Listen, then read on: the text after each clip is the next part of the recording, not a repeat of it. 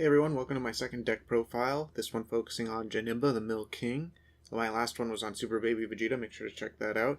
But we're going to focus on the Mill today, and specifically the Mill with the new Unity of Destruction cards. Dual color has come. And with that, we've got access to yellow. A lot of people are still thinking that the mono blue is going to be the way to go, and I'm not disagreeing, but I did get to play around with this. We didn't have a tournament this last weekend, but I got to go in and mess around. Got 5 games in against the green Brawly BR, the starter deck Brawly, and also I got a couple against Vanilla Coup with the Gogeta Hero Revived, so the blue variant, and then also I played a couple games against the Frieza Prison. I think I got 10 games in. Basically, when I came in with this, everybody was ready to practice against the Mill, so I kind of just went for about 5 straight hours of just playing Janemba against these people, and I only lost 1 game out of, I guess, 9 or 10 games. So it does pretty well, even if it's not the mono blue variant. There's definitely room to breathe here as far as when it comes to changes. It's like, which again, this is what the series is about. Make this deck better. I dare you.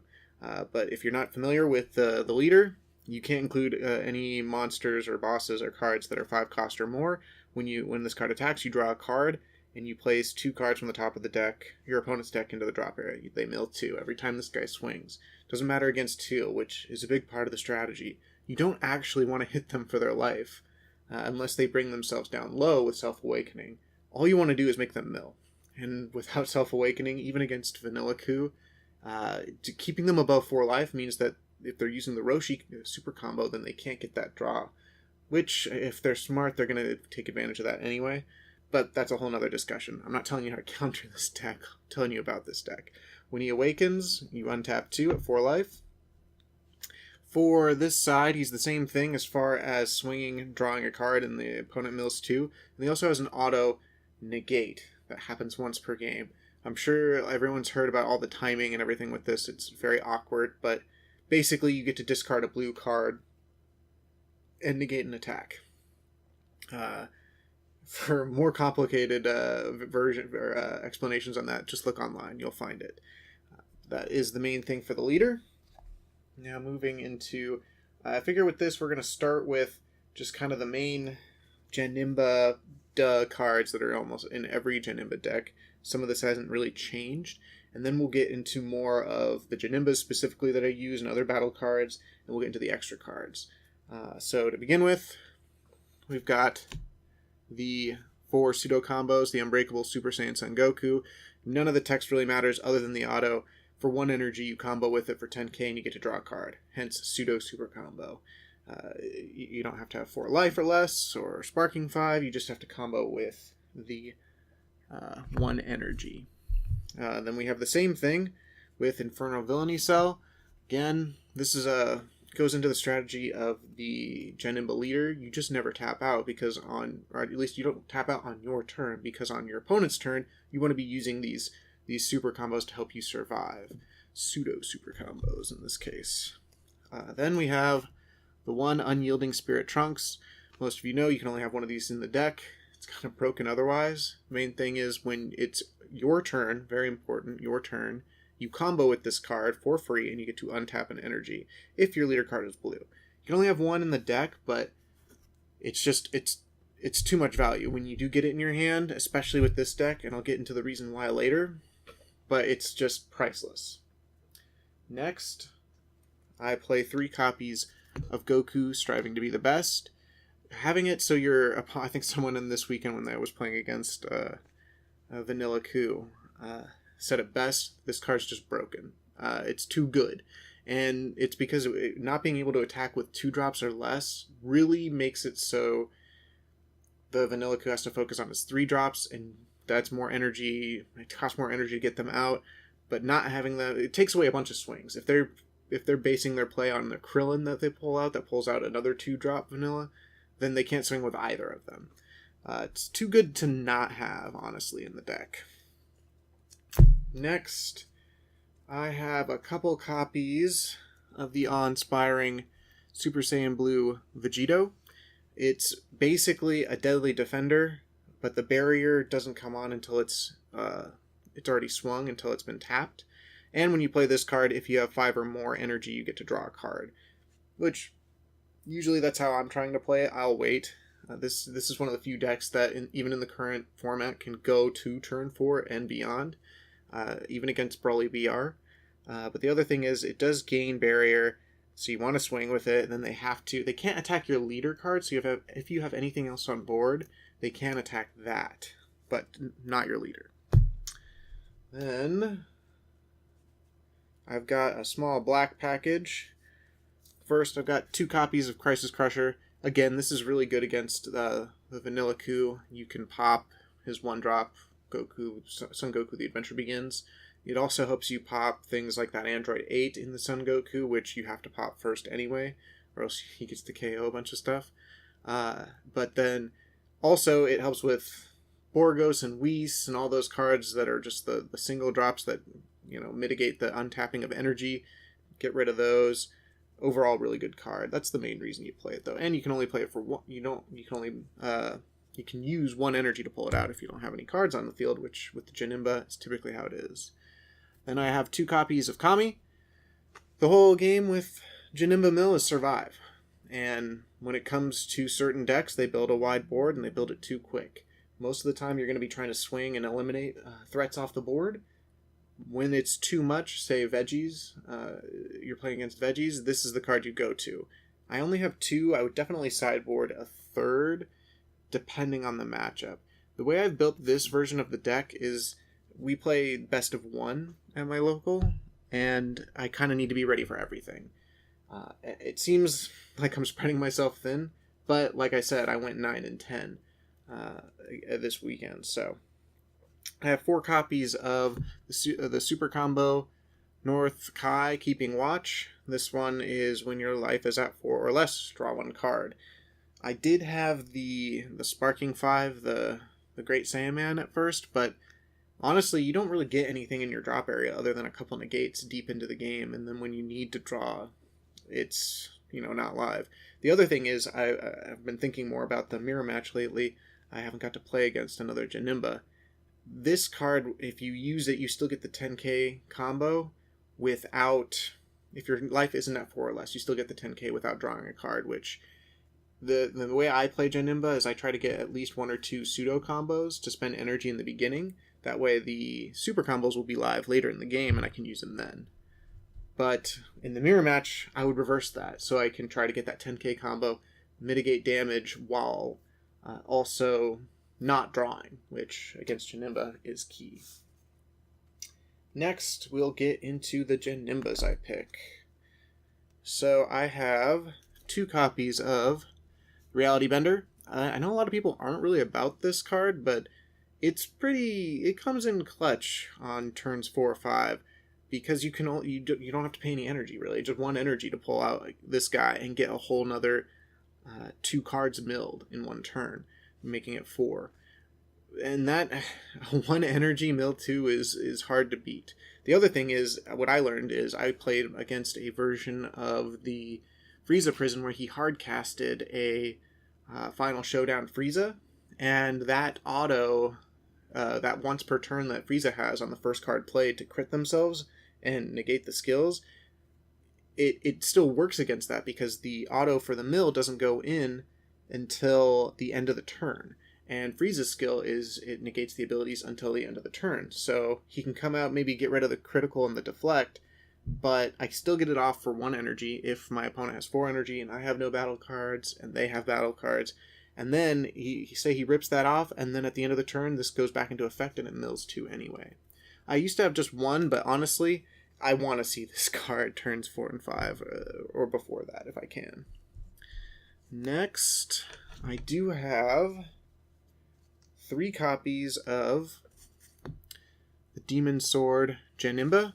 Now this one is, a lot of the Janemba cards work very similarly. The Reality Bender takes place at the end of the turn. This one is an Activate main. He is a critical and a deflect as well with 20k. But the Activate main is you put this at the bottom of the owner's deck, and then you choose up to 1 of your opponent's battle cards and send it to its owner's warp, and then they mill 2 cards. So it's your removal. If they have barrier, it doesn't work, but being able to remove threats I know with Vanilla Coup, just taking away a 3-drop and also milling 2 at the same time, it's a good way to go. Next, I do play 3 copies of the Agent of Destruction Janemba, arguably the best one, and there's definitely an argument to say that you should have 4 of these. I'm thinking about it. Right now I don't have 4, which is why I haven't worked it in. I only have the 3 copies, but it's very tempting because this one is the only one that mills 3. But basically, it has the critical. It doesn't have deflect. Very key there. Auto activate this skill when you play this card from your hand or warp at the end of your turn. At the end of that turn, if it is your turn, choose up to 1 of your energy and switch it to active mode.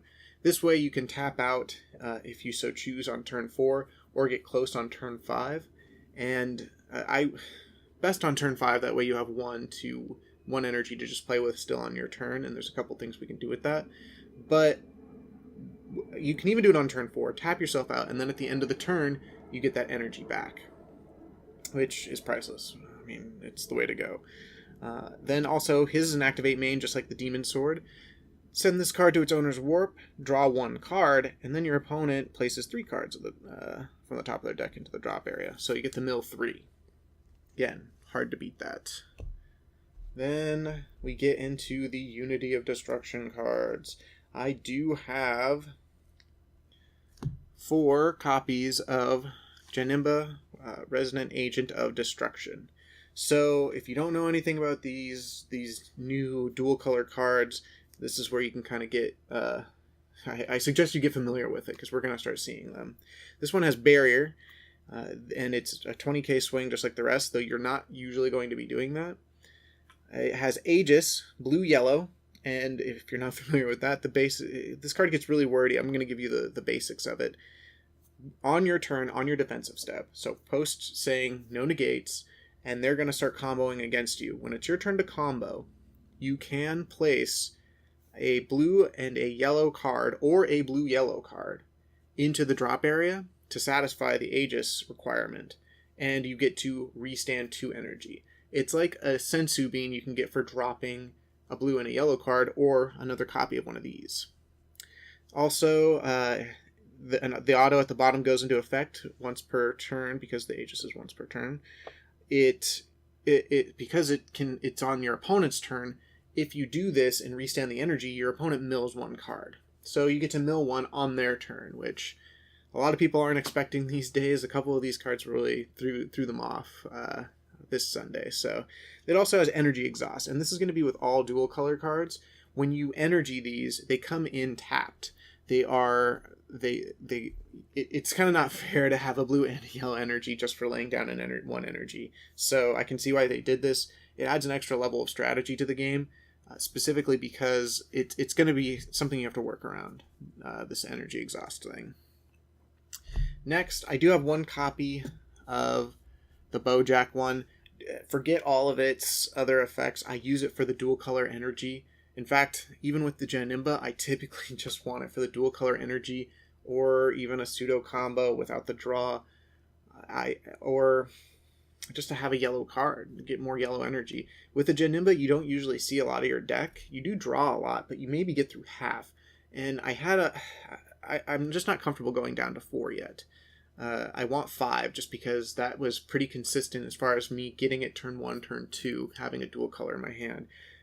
It gets pretty tricky strategy-wise where you want to energy this up, but we'll also talk about that a little bit later. Although the other thing is this one has a rival. I guess I can talk about it. It has a rival, which if you have a blue or a yellow card in the combo area, right? In the combo area? Yeah, if you combo with a blue and a yellow card, or a blue-yellow card, so one of the Janembas or this guy, then you can pay 1 yellow energy and he can come into play. And when you just get to play him, basically. In the auto, when you play this card, choose up to 1 of your opponent's battle cards, switch it to rest mode, then place the top card of your opponent's deck, opponent's deck into the drop area. So you switch a card into rest mode and you mill 1 as well when he comes into play. It's all very nice, but again, not my focus. I could see it come into handy if the play just lined up, but like I said, mostly for the energy, having the blue-yellow. And the reason why is because of this. This is the main reason the blue-yellow cards are main reason why the blue-yellow cards have me so excited. The Boujack, Pirate's Pride. It is a counterattack. Negate the attack and play this card. Permanent. During your opponent's turn, if there is a card that is both blue and yellow in your energy, reduce the energy cost of this card in your hand by 2. Auto. When you play this card, your opponent places the top card of their deck into the drop area. So, it's essentially, once you have a blue-yellow energy, it is essentially a one yellow cost counterattack. It also gets you this body on board, which gets pretty tricky, especially in the Broly matchup. You kind of don't want them to have a body to work with to KO, but otherwise it's free combo power. So you get the negate, you get to play him and use him for combo power. I guess there's probably situations where you swing with him, but don't focus on that. He's just another negate. That mills on their turn. Again, something they're not really expecting. So that's it for the battle cards. Let's get into the extra. Shouldn't be anything too shocking in here, but we've got the Dimension Magic, Sparking 5, you can rip from the life and restand 2 energy to negate the attack, or you can pay 1 energy, then untap 2 blue energy and negate the attack. It's amazing. What do you say about the Dimension Magic that hasn't been said before? Then we have 4 copies of another Janemba staple. Sensu Bean, can't switch it up too much, this card's too good. The activate during battle. Choose up to 1 of your cards and it gains 5k power for the duration of the turn. Then choose up to 2 energy and switch them to active mode. This comes in clutch with this whole energy exhaust situation. Same with the Dimension Magic. The idea is that if you put a card in that's already tapped into your energy area, you can't use it till your opponent's next turn, then you Dimension Magic to untap it because it does count as a blue energy. Same with the Sensu Bean, it can untap any energy. So it becomes like the old pacing of the Janemba was to use the Sensu Beans and pseudo combos together. So you would pseudo super combo, you pay 1 energy, 10k, draw a card, then Sensu Bean, and get that energy back. And with this, you can use it also, it just adds another level of play where you can now use it to untap your energy exhausted energy. Then 2 copies of Mafuba, definitely sideboard a 3rd. It's too good against the Brawly matchup. There's the 2 best ways that I got to use it in the 5 games that I played this weekend. Mafuba the 4-drop if you need another turn or 2 to get ready. Once the 4-drop is Mafuba'd, they have to restart their chain, which either, they take more life by playing the 1-drop, or they have to use Tragic Awakening and burn an energy, which I guess isn't so crazy, or you Mafuba the secret. You can't Mafuba the 6-drop and the 8-drop. It's just, that's not allowed. It's part of the card's effect. So it comes in, there's no way that Mafuba will ever leave the meta in that case. You just need this card to slow them down. Next, I have 2 copies. Next and last, I've got 2 copies of Bad Ring. This can be changed up. Like I said, we play best of 1 in my locals, so I'm, per someone at the local that gave me the advice, probably Bad Ring over anything else right now, because you want a the Bad Ring that comes with Height of Mastery. They're going to tap you out. We don't want that. Or they're at least going to tap down 3 energy. So when they do try to negate your Dimension Magic, or try to Bad Ring your Dimension Magic, you want to counter that to get that energy back. You're going to need it. If I wasn't playing around that so much, I think the better card to have in here is a couple Crusher Ball. Just make total use of that yellow energy as best you can. And that is the main deck. Now let's move into what the side deck would look like, and I'll talk about some combos there. Okay, so here is what the full deck looks like visually with a side deck included.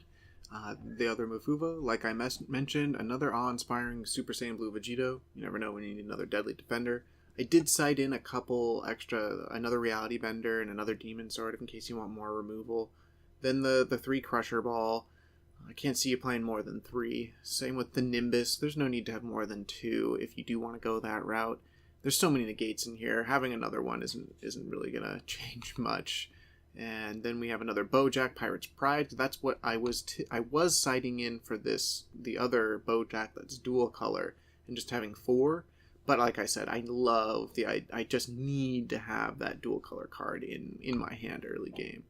A couple more Kamis in case you really want to get rid of those veggies. Then we've got the time control Chronoa with a Toki Toki to help with the Kami or the Chronoas. It's just, if you're playing against the Brawly, then you need to have those. So, and the Toki Toki helps you get either the Kami or the Chronoa bonus. So that's it, the new Unity of Destruction Janemba. It's pretty simple, getting those dual color cards in, milling on your opponent's turn, making the most out of your moves. The few things to keep in mind when it comes to the Brawly Green starter, Brawly BR, you